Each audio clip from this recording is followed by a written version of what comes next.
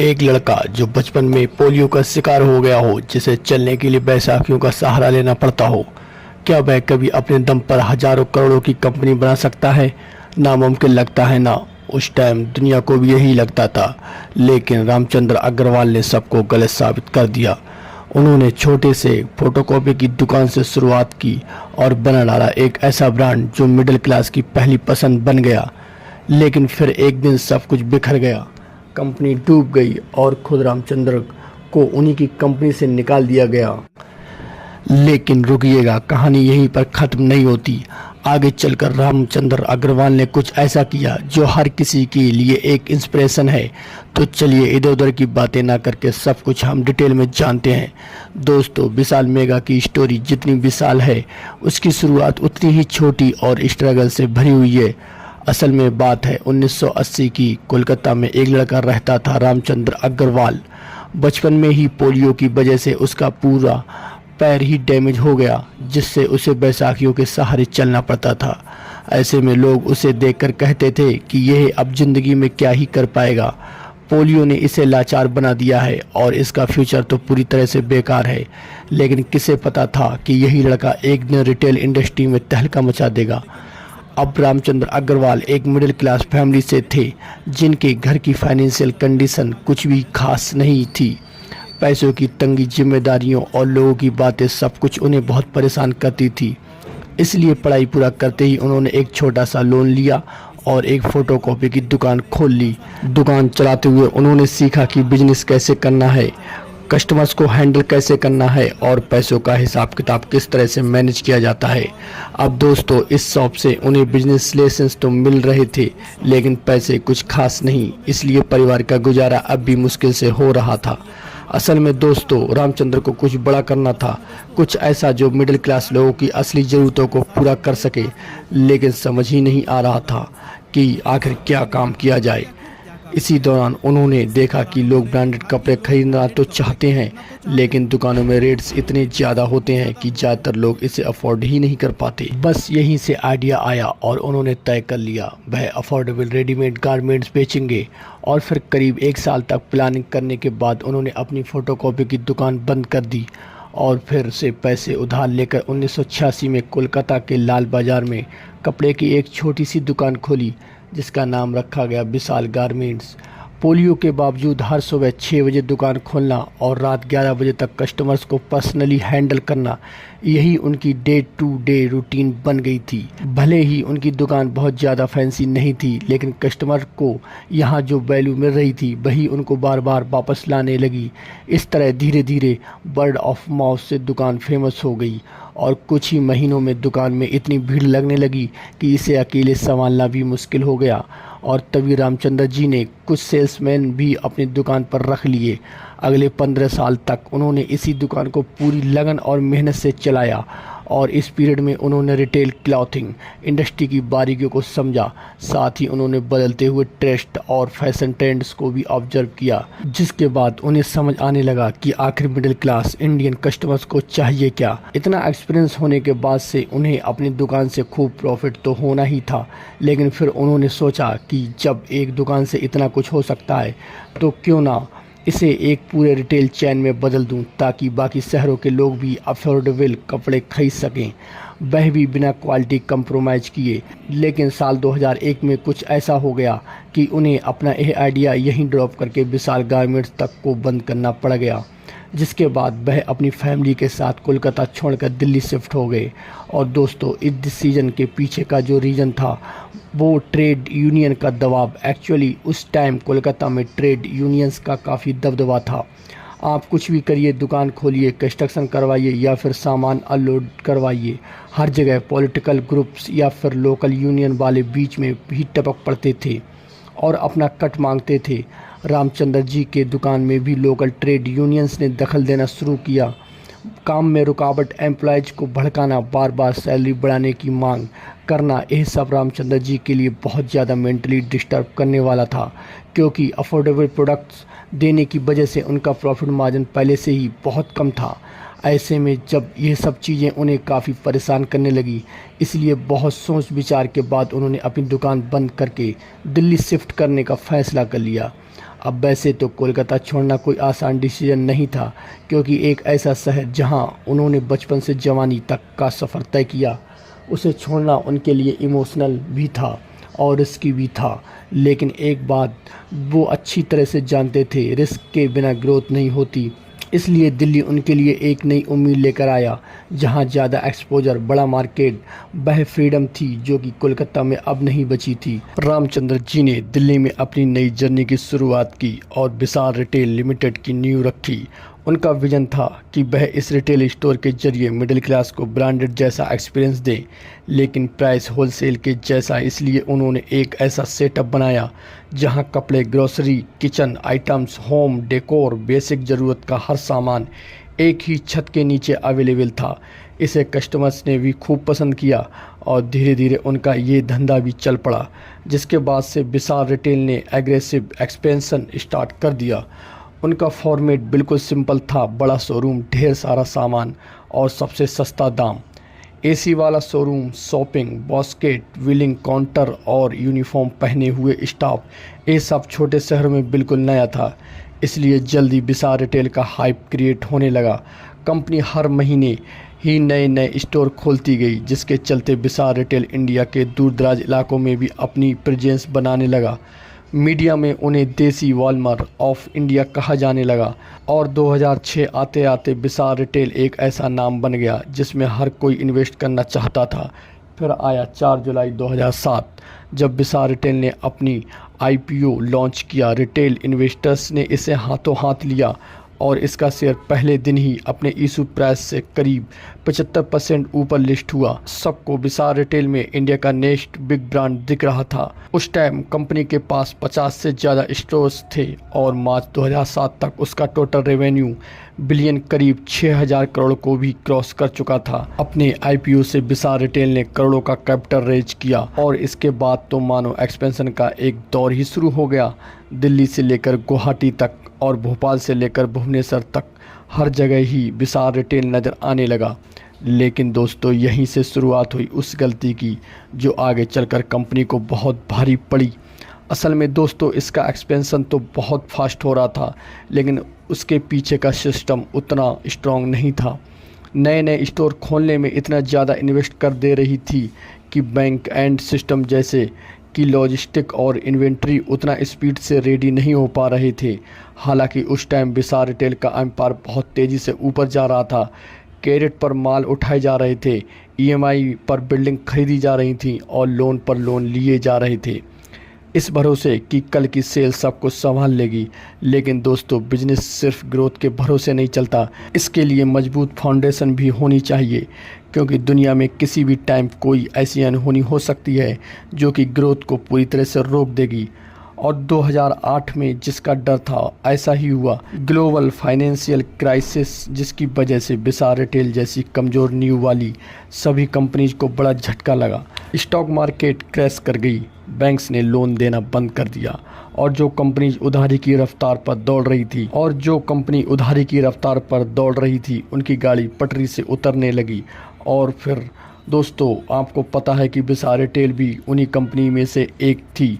Stock market crash की वजह से विशाल रिटेल को 750 करोड़ का लॉस हुआ और इसने पिछले 2 सालों में इतनी तेज़ी से एक्सपेंशन किया था कि कंपनी के पास कैश कम और खर्चा ज़्यादा हो गया।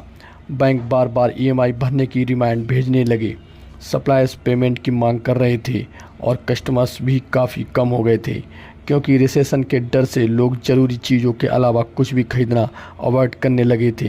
हालात ये हो गई थी कि विशाल रिटेल के कुछ स्टोर्स में तो इलेक्ट्रिसिटी बिल तक नहीं भरे जा सके और कई जगह तो किराए पेंडिंग में थे, जिसके चलते दुकान मालिकों ने स्टोर्स बंद करवा दिए। रामचंद्र अग्रवाल जी ने बहुत कोशिश की कि सिचुएशन को कंट्रोल में रखें। उन्होंने कास्ट कटिंग शुरू की, कुछ स्टोर्स भी बंद कर दिए और नए लोन लेने के लिए बैंक से अप्रोच किया। लेकिन अब मार्केट में कोई किसी पर भरोसा ही नहीं कर रहा था। ये वही विशाल रिटेल था जो 1 साल पहले इन्वेस्टर्स के लिए सोने का अंडा देने वाली मुर्गी था, लेकिन आज एक खुद सर्वाइवल के लिए स्ट्रगल कर रहा था। रामचंद्र अग्रवाल हर तरफ घिर चुके थे। विशाल रिटेल की भी हालत इतनी खराब हो गई थी कि स्टाफ तक को सैलरी देने के लिए पैसे नहीं बचे थे और इस तरह से 2010 आते आते विशाल रिटेल ऑलमोस्ट खत्म हो चुका था। रामचंद्र अग्रवाल जी को इमोशनल, फाइनेंशियल और लीगल हर तरह के प्रेशर में दबने लगे थे। और दोस्तों, इन सब से बाहर निकलने के लिए उनके पास दो चॉइसेस थी। या तो वह कंपनी को बैंकक्रप्ट घोषित कर दें या फिर किसी बड़े इन्वेस्टर्स को ढूंढकर कंपनी बेच दें। आखिरकार उन्होंने दूसरा ऑप्शन चुना और एक ऐसे इन्वेस्टर्स की तलाश शुरू कर दी जिसे विशाल रिटेल की खरीद सके। तभी इस स्टोरी में एंट्री हुई दो बड़े नामों की, टीपीजी कैपिटल और श्रीराम ग्रुप की।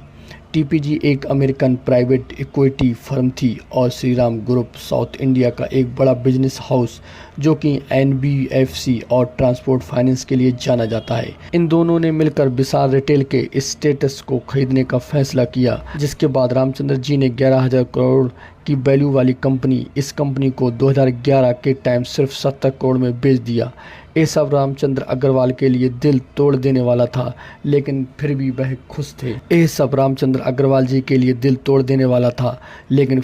खुश थे कि कम से कम सालों की मेहनत से खड़ी की गई कंपनी बैंकरप्सी से तो बच गई और अब वह नई स्ट्रेटजी के दम पर वापस से इसको प्रॉफिटेबल बना सकते हैं। एक्चुअली शुरुआत में कंपनी को खरीदने के बाद टीपीजी और श्रीराम ग्रुप ने ट्रांजिशन फेज के लिए राम जी को गाइडेंस और कंसल्टेशन के लिए रखा, क्योंकि वह ब्रांड के मेन फेस थे और सिस्टम को अच्छी तरह समझते थे। लेकिन जैसे ही नए मैनेजमेंट का कंट्रोल मिल गया, उन्होंने साफ कह दिया कि अब स्ट्रेटजी, डिसीजन मेकिंग और ऑपरेशंस सभी हमारे कंट्रोल में ही होंगे और इस तरह राम जी को बाहर का रास्ता दिखाया गया। इसके बाद विशाल रिटेल का नाम बदल कर दिया गया विशाल मेगा मार्ट प्राइवेट लिमिटेड। और दोस्तों, सिर्फ नाम ही नहीं बल्कि इस बार कंपनी एकदम अलग सोच के साथ ऑपरेट करने वाली थी। रामचंद्र जी का विशाल रिटेल एग्रेसिव एक्सपेंशन पर चल रहा था, लेकिन इस नए विशाल मेगा ने स्लो और स्टडी ग्रोथ को चुना। इसलिए मैनेजमेंट ने सबसे पहले कास्ट कटिंग करना शुरू किया। बड़ी बड़ी सिटीज के स्टोर्स बंद कर दिए, ऐसे मॉल्स छोड़ दिए गए जहां रेंट बहुत ज़्यादा था। साथ ही स्टाफ को काफ़ी कम कर दिया गया था। फोकस सिर्फ एक चीज़ पर था, वैल्यू फॉर मनी, और टारगेटेड ऑडियंस भी वही थी जो छोटे शहरों का मिडिल क्लास कस्टमर। कंपनी ने अपनी सप्लाई चेन को भी आसान बनाने की कोशिश की, क्योंकि पहले जो सामान दिल्ली से पूरे देश में भेजा जाता था, अब उसे रीजनल वेयर हाउसेस में डिस्ट्रीब्यूट किया जाने लगा, जिससे कि लॉजिस्टिक कॉस्ट बहुत कम हो गया। कंपनी ने अपने प्रोडक्ट पोर्टफोलियो को भी काफ़ी टाइट कर लिया, क्योंकि अब विशाल मेगा में सिर्फ वही चीज़ें ही बिक रही थीं जो कि हाई डिमांड पर हो, जैसे कि कपड़े, अंडरगारमेंट्स, बेडशीट्स, किचन आइटम्स और बेसिक ग्रोसरीज। और दोस्तों, अपने इस स्मार्ट स्ट्रेटजी से विशाल मेगा धीरे धीरे कस्टमर्स का ट्रस्ट वापस जीतने लगा। और फिर इसी पॉजिटिव ग्रोथ को देखते हुए साल 2018 में विशाल मेगा का केदारा कैपिटल और पार्टनर्स ग्रुप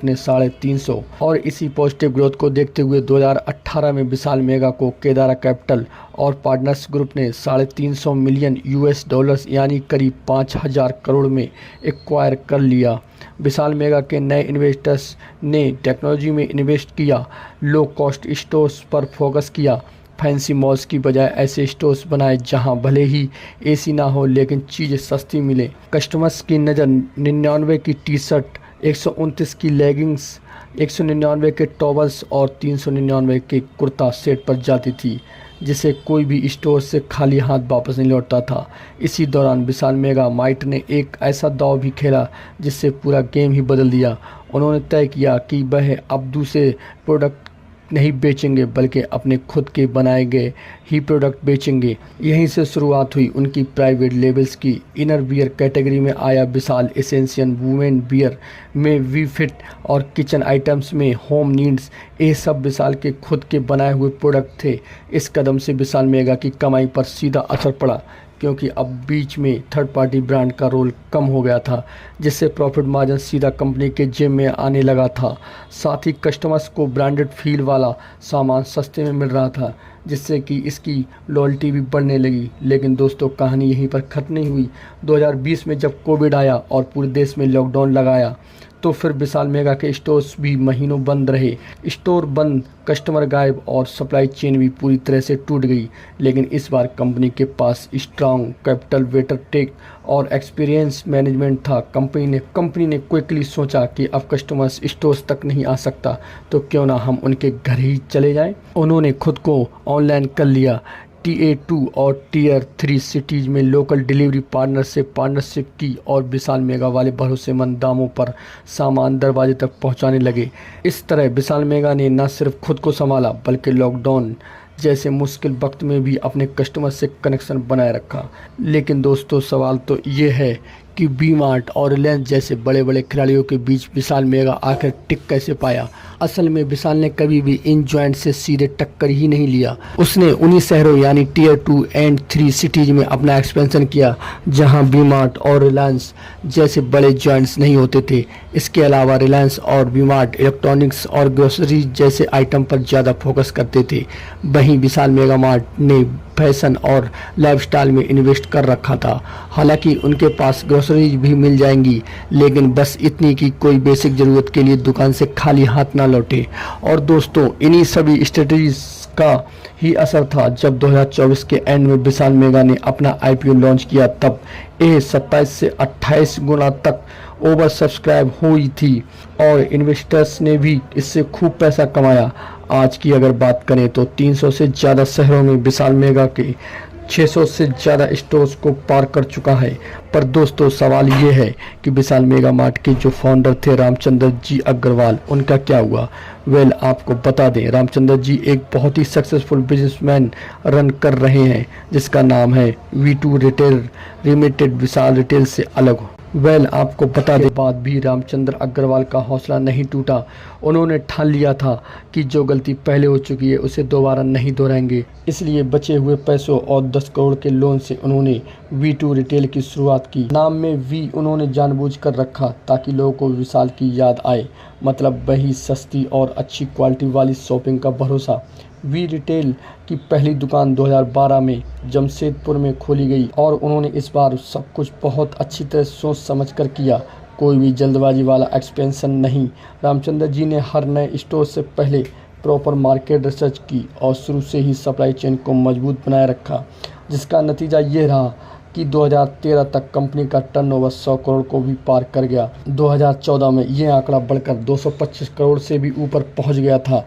रामचंद्र अग्रवाल ने अपना पूरा ध्यान छोटे शहरों और कस्बों पर लगाया, जैसे कि बिहार, झारखंड, उत्तर प्रदेश, मध्य प्रदेश जैसे राज्यों में जहां ऑर्गेनाइज्ड रिटेल का अभी भी बहुत कम स्कोप था। धीरे धीरे 2024 तक V2 रिटेल के देश भर में 150 से ज़्यादा स्टोर्स हो चुके हैं और आज रामचंद्र अग्रवाल 5600 करोड़ का रिटेल साम्राज्य चला रहे हैं और ये साम्राज्य हर बीतते साल के साथ बढ़ता ही जा रहा है। वैसे अगर आपको जानना है कि किस तरह रामचंद्र अग्रवाल जैसे ही एक गरीब लड़के ने दुनिया की सबसे बड़ी EV ब्रांड VIP खड़ी कर दी, उसके लिए हमारे चैनल को सब्सक्राइब